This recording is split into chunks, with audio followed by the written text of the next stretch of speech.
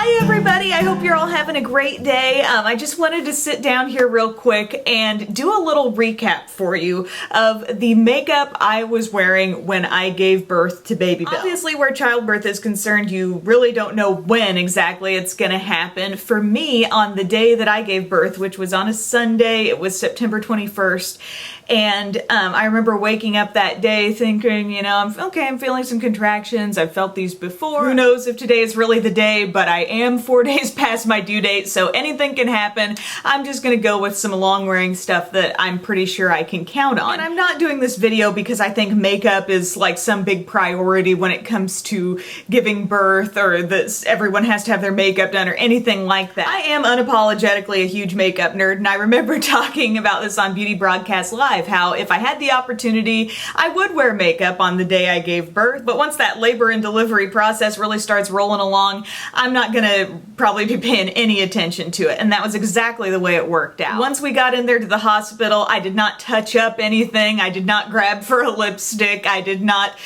refresh myself before any, you know, birth pictures or anything like that. At the time, the way I looked was really just the furthest thing from my mind, and I just wanted to physically and emotionally survive that experience of childbirth, and I did, yay! But as the makeup obsessed person I am, looking back at the pictures, it's really interesting to see how well actually all of the makeup lasted. I want you to know what I put it through. Tears, some sweat, people putting their hands on me and, you know, kind of calming me down, patting my forehead. At one point I had an oxygen mask on my face, so just looking back, there were all kinds of little obstacles. But don't take this video too literally, you know, it's not like, here's what you need to look like when you give birth. Really, I thought for people who are looking for long-wearing makeup tips for any number of scenarios, weddings, photo shoots, proms, you name it, I just thought it'd be fun to draw on this experience and actually let you know how things turned out. So I'm just gonna go sort of product by product and let you know how things did. But as a primer, something I've been using a lot, I'm actually really getting low on it. It's the Garnier 5-Second Blur Skin Renew Instant Smoother. I have reviewed this. I think this is a really good primer.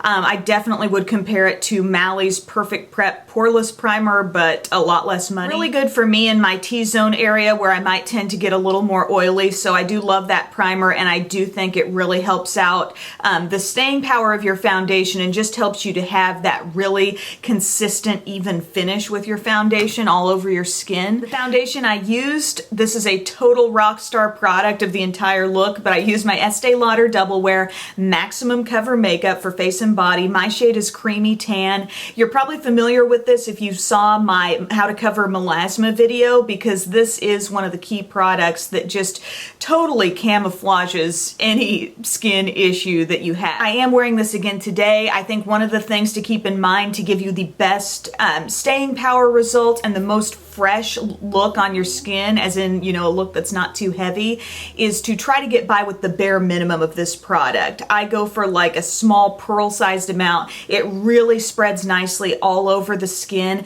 and something really impressive about this too is that I don't need to go in really with heavy-duty concealers on top of this. I don't even really feel the need to set it with powder. You know, maybe in the T-zone a little bit if you anticipate yourself getting extra oily, but this is just a total stud of a makeup product, and I attribute so much of the overall staying power of the look to this product. So even with the melasma, you know, fairly major discoloration on my face, which is starting to fade, by the way, since childbirth. I'm really excited about that, but having that on there, I still don't need to go in with any major concealer. I just use my Maybelline Instant Age Rewind Eraser. I use this in the shade Fair, and I just do this for a little brightening, just to like add some contrast to the skin, not really to cover anything up. So I had used this kind of on the outside here on my cheekbones, down the nose. This is a really lightweight, kind of thin consistency product as well, so you don't feel like you're adding anything too heavy on top of that foundation. As I mentioned, powder is not a must on top of the foundation that I wore, but I did dust on a little bit of this. It's the Mineral Wear from Physicians Formula Talc-Free Oh So Radiant Powder. Talked about this in the Makeup I Changed My Mind About video. It had a crazy overspray on it at first. It was super shimmery, but now it's just like a really nice little powder, And if I just want, you know, a natural kind of lightweight setting type powder all over, I can use this. My bronzer was this IT Cosmetics CC Radiance Ombre Bronzer. Just used a little bit of this as my contour. I really like the texture of this bronzer. It's not powdery at all. Like, it's not a cream product, but it definitely has a texture that I think adheres to the skin a little bit better, and I do believe this had good staying power throughout the childbirth process. I had it up around my hairline where I was sweating, where people were like patting me on the head, and I don't think this ever became like blotchy looking or wore off in a strange way or anything like that, and I did apply a little bit of this as my highlight too. My blush, one of my all-time favorite blushes, Frat Boy from the Balm. I think all of the Balm's blushes are just so nicely pigmented.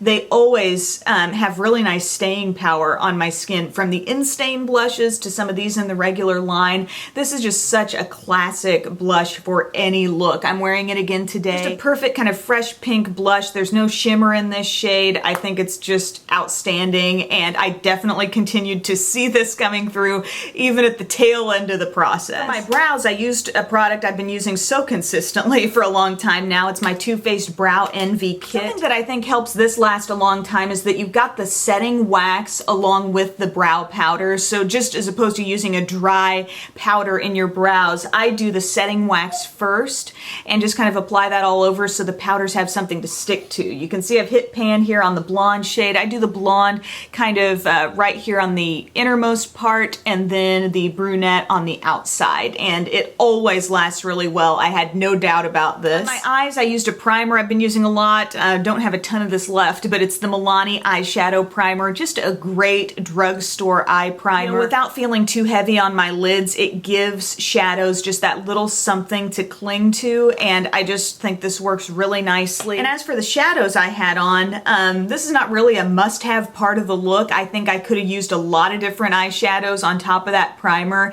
and probably had decent enough staying power, but I was using this Smashbox On The Rocks Photo Op eyeshadow palette. I do love the Smashbox Photo Op formula, by the way, but the shades I was wearing were this kind of bronzy shade and then this dark brown. So, and probably one of these two matte shades is my highlight. So just a very simple look, nothing too extreme or different or crazy. And these shadows definitely didn't stay as intense looking as when I first started. Like I said, I cried. But they didn't totally disappear on me either, so just wanted to mention that. I think the big keys of a long-wearing eye makeup look are by far your eyeliner and your mascara. I mean, this is the stuff that I think is really gonna make or break your face, you know? If you've got black liner and mascara running down your face, it's just, you're gonna have a hard time coming back from that moment. So I used my Milani Ultra Fine Liquid Liner in black vinyl. I have talked this to death as a truly waterproof liner, and I must say, it completely delivered. This stuff did not budge whatsoever. Gives you a totally matte, black, beautiful line. And I knew it would last. I totally trust this eyeliner. It can make it through anything. The mascara I was wearing on top and bottom was my CoverGirl Clump Crusher Water Resistant.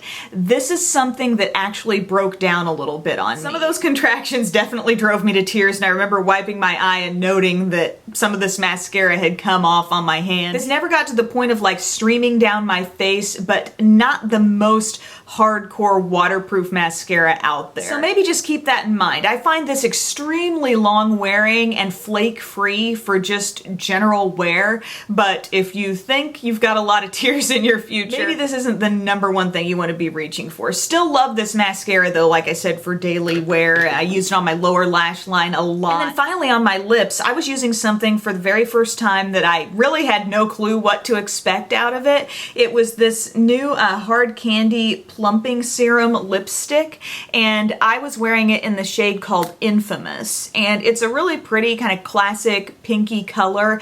I don't notice any plumping out of these lip products, but I must say the staying power was awesome. I never reapplied this once I got into the hospital. So when I Instagrammed that picture when we first got there, it was on, and then at the end of the night where I have a baby in my arms, I felt like the stain of this was definitely left behind. Again, not sure about the plumping, but this definitely got me through cringing and biting that lower lip and doing doing whatever else you do when you're straining and in pain. And I should point out that I wasn't in intense pain the entire time because I did have an epidural. So I imagine my sweat and my tears could have become a lot worse, but still, childbirth is no joke. And if it's not up already, it will be there soon on my vlog channel, the actual birth story, like details of how the whole day unfolded and what happened there in the hospital. So whenever that's up, I'll make sure to include a link below. But back to the lipstick, when I had picked up this one, I also got a second shade as well. This shade is called Victorious. It's a little more of a bright pink. So again, I noticed a really nice staining effect with these lip products, so I got lucky on that because I really had no clue how it was going to perform, and I never reached for anything to touch up with. So I hope you guys found that a little interesting or informative. I just thought it would be fun to talk about